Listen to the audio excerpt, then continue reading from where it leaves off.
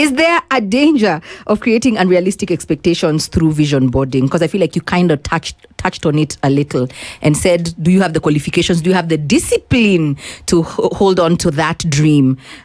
So are there any dangers? Because there's people who I think in December now, maybe I put together a vision board in January 2026. And then October, I am looking. Emily, I'm like, Futsubishi.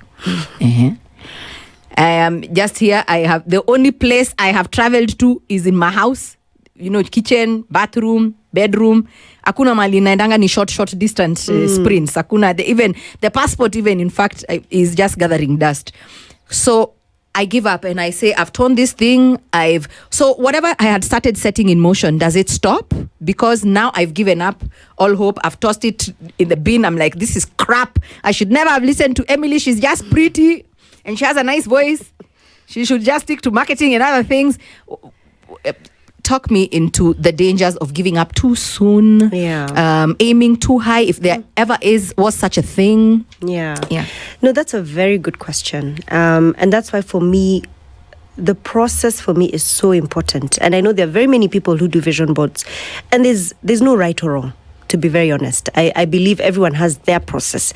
My process is very clear on the how. So you start with the aspect of clarity. The first step is clarity. And my workbooks actually help you to really take, it's almost like an assessment or a stock take, if you wish, of where you are and where you want to be. Like a SWOT analysis. It's almost like, you can have, there's the wishful thinking. We all, everybody wants to travel the world. Everybody wants to, have a big car and, live in that big home. But when you actually sit down and do a vision board, you actually are able to have a very clear and sound and realistic perspective of what you really want. But then not everybody wants to have a holiday home in Nyali. That's true. Not everybody wants to have that big, aggressive corporate job that, you don't sleep. But then those MDs, they sleep for 4 hours. The pressure, not everybody is cut out for that. There are those who thrive in those environments, but not everyone is cut out for. There's somebody who just wants a nice, quiet village life with a nice house, with a big garden and some animals, and they will be thriving, and there's nothing wrong with that. So the clarity is really key, so that you separate it from just wishful thinking and putting up all manner of beautiful pictures on a wall that has got nothing to do with what you really desire for yourself. So that for me is really, really key. But back to your point around, if your goal feels too unrealistic and, do you give up along the way? And so for me, my workbook comes in 2 versions. So there's a version that helps you with the clarity aspect, the job to be done in terms of, who am I, your identity, where am I in life, what do I really want for myself, what season am I in? And then once you have that clear and you have your vision board set, it's the tools that help you achieve that goal. So it doesn't matter how big your goal is. And there are some goals that will take you 6 months to achieve. True. And there's some goals that will take you 6 years to achieve.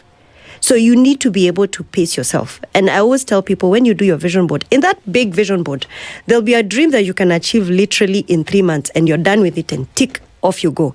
True. And there'll be something that will sit there for 6 years because it's a much bigger goal. But it's just the effort and the work that you're putting in that keeps you getting closer and closer to that goal. So if you have, the accountability, the framework, the tools to help you, you will not give up. You know what you want. You have the tools that are getting you there. And what I encourage people to do is celebrate the milestones. Sometimes we knock ourselves. The year has ended. Oh, I don't have $1 million bob in the account. In fact, now I'm even deeper in debt. But in that debt, you took out a mortgage. So now you own a home. Yes. So yes, it's debt, but it's something that is driving you closer to something else.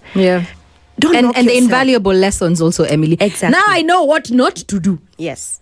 So don't knock yourself because you didn't achieve that thing in the time frame that you put for yourself. Look at the milestones. Celebrate those milestones. Yes, I did this. I learned this. I've achieved this. I might not be moving as fast as I'd like.